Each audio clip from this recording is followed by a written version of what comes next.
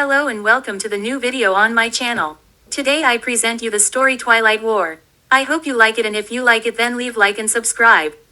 And don't forget to write your opinion about the story in the comments. Today's story is a bit more special because I will tell it in English. Part of the story is spoken by this AI. The other part is not yet because I only came up with this idea at the end. I hope you have as much fun listening to the story as I had making the video and the story. And then have fun with the story. Hey guys, I noticed as I passed through the living rooms there is a corpse laying. Did something happen? Did I miss anything? No, not really. Boy, we had just a little bit fun. Nothing to care about. Jackie, you really don't need to worry about us. We will dispose of her body in the next few days. Just ignore it. Jackie turns around and looks disgusted.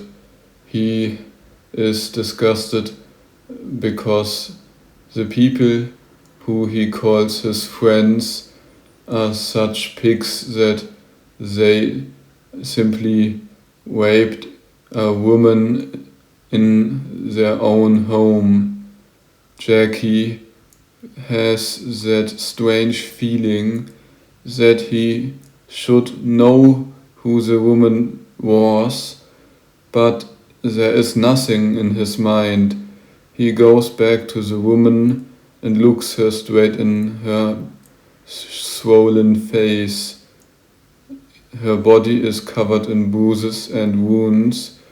She hadn't a good time.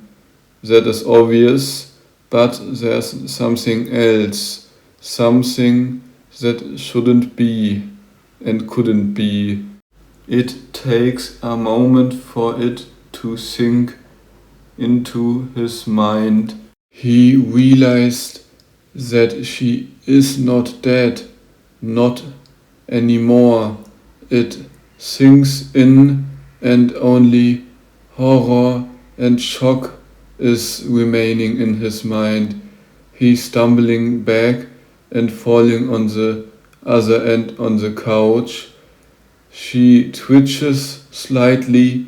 For a fleeting moment it seems for Jackie like she came back to life. Just 1 second later and everything went back to normal. Jackie feels like he is riding on a roller coaster of emotions. As Jackie relaxes slowly, an idea comes to mind.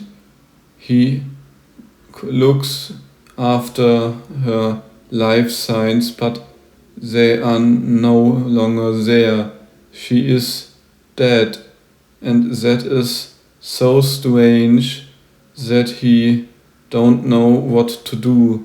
He thinks he should inform the boss, but he realized very fast that no one in the gang would believe him, that the dead woman came back to life and died again. It would be a too idiotic story to tell anyone, even his siblings. Nobody in this whole world would really believe him. He cannot blame them. It would even sound idiotic to him. Nobody would really think that something like that is even possible. So he hadn't any choice but to remain silent. But even after 1 hour, that strange feeling didn't go away.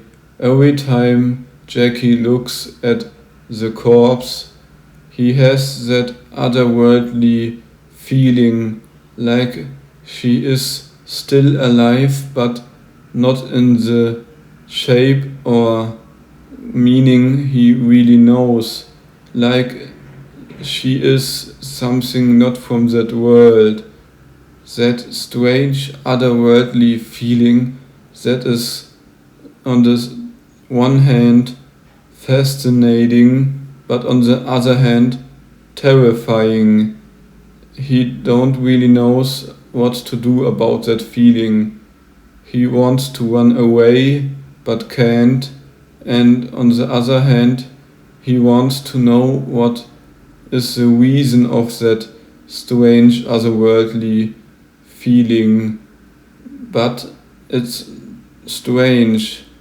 One part of him is the opinion that he wouldn't like the answer to his questions, but still the questions surrounds him every time he looks at her corpse. He is disgusted because the reasons that leaded to her death. He really hates the people that call him their friend. He is not a man who would simply stand by and watch a woman get raped. He is a criminal, but he wouldn't even dream of doing that. He hates men who are so vile and such savages. He really hates people who aren't even in control of their own lust. He hates people who do whatever they want whenever they want. He don't even know how to stop them. He has not the strength to do so. He is not really clever, and that is why he don't really know what to do. He is uncertain and helpless. He feels like he is unable to do anything. One day later, he and his friends are playing cards. The weapons are stored in the next closet in case they need them. The corpse of the young lady is still on the same spot as the last day, and something interrupts them. It takes a while to recognize the sound of the doorbell. Then is Jackie sent to check who dared to interrupt them. They are widely known in the city and nobody would really dare interrupt them. Nobody in the city, even the police, dare anger the Turtle Group. The Turtle Group is one of the top criminal organizations in the underground, and even the politicians are afraid of them. So the people who dare to anger them must be special persons. So Jackie was sent to check who interrupted them. When Jackie goes to the door, he sees that it's the boss of their turtle group. He is a man who is feared throughout New York. He has short black hair and wears a black suit. The underworld has nicknamed him the Penguin. When the Penguin discovers the body of the pretty young woman on the sofa, he suddenly seems nervous. This young girl seems strangely familiar to the Penguin. He strokes his short-shaven hair. He asks his subordinate where this girl comes from. A bald muscle man sitting at the table looks up. The muscle man says he thinks she said something about Twilight when they dragged her here. The muscle man adds that the girl threatened that Twilight wouldn't let up until she was safe. The Penguin hears this and suddenly gets nervous. He rubs his hands together nervously. A vein on his forehead trembles. The possibility that this girl is from Twilight is so frightening that it leaves him speechless for a moment. Finally, he says, "You idiots have very probably directed Twilight's anger at us. Can't you even remember the first rule of the Turtle Group?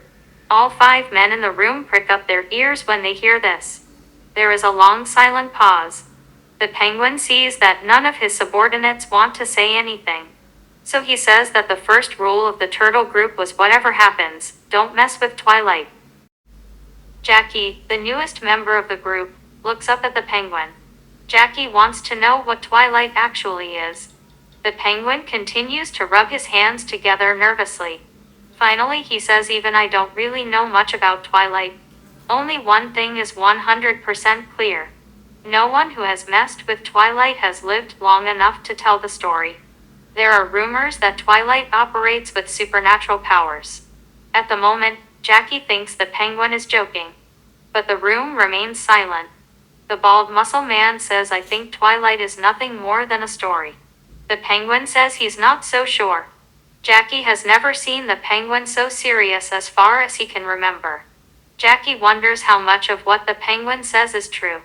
The Penguin looks around the circle at his subordinates and finally says in an uncertain voice that they should really hurry up and cover their tracks now.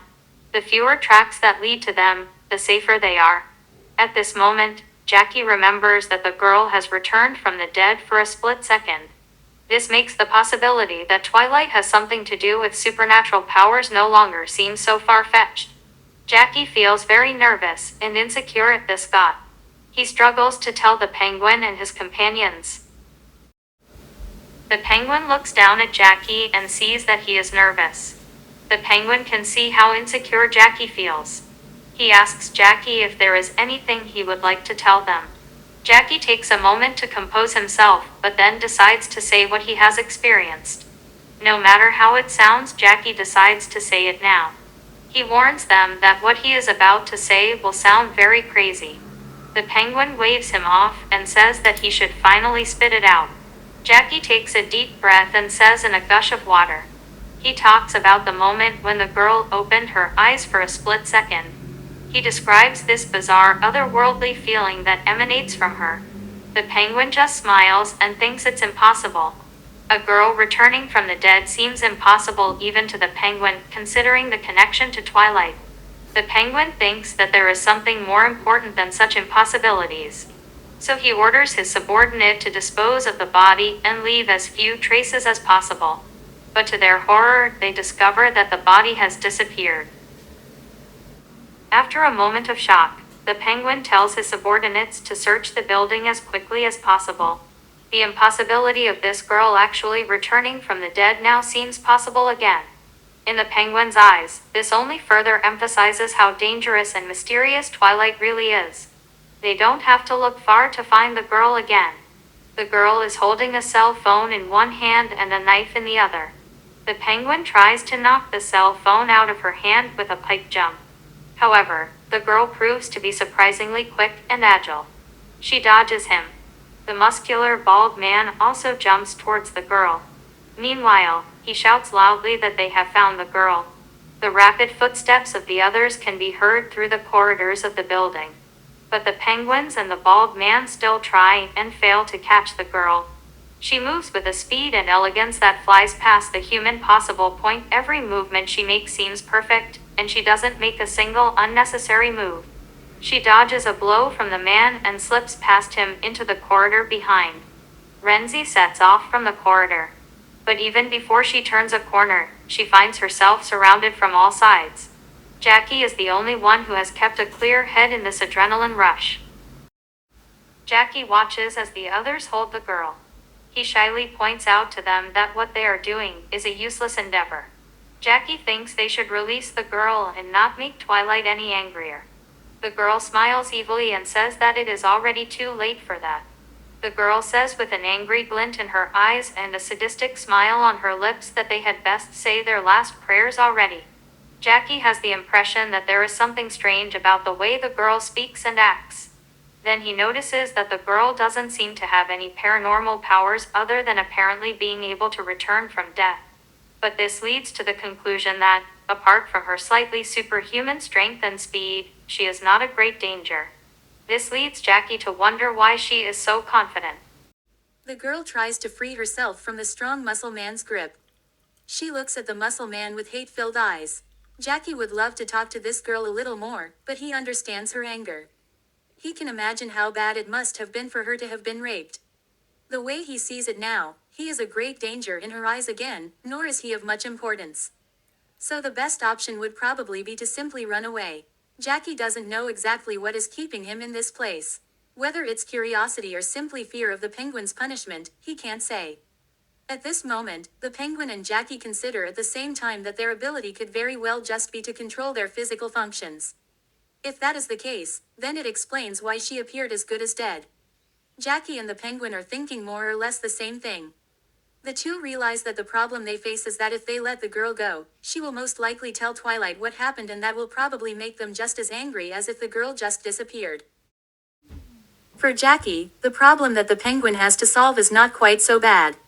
The girl looks at Jackie and says to him a little more gently that she doesn't intend to have him killed if he just runs away now. The penguin is still thinking while Jackie takes a step back. He thinks the best option is to just run away. The penguin suddenly pulls out a gun and points it right at the girl's head. The penguin unlocks the girl's cell phone with her fingerprint scanner. Then, ignoring the girl's insults, he checks the calls she has made. He curses slightly and his head turns red. He says to his subordinates, "Everyone get the cars ready, we are leaving the base here. Remember, we can't leave any traces." The penguin is very nervous and takes aim. The rest of the men who are not busy holding the girl immediately run off to get everything ready. Jackie is among those who prepare everything to cover their tracks.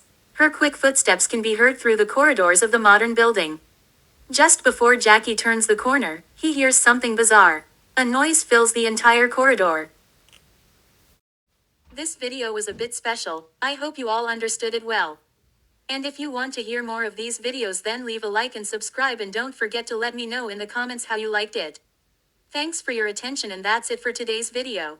If you want to go to the latest video I uploaded, then you have to press left. And if you want to go to the playlist, you have to press right. If you want to go to my YouTube channel, you have to press now in the upper center of the screen, where you can listen to more videos like this one.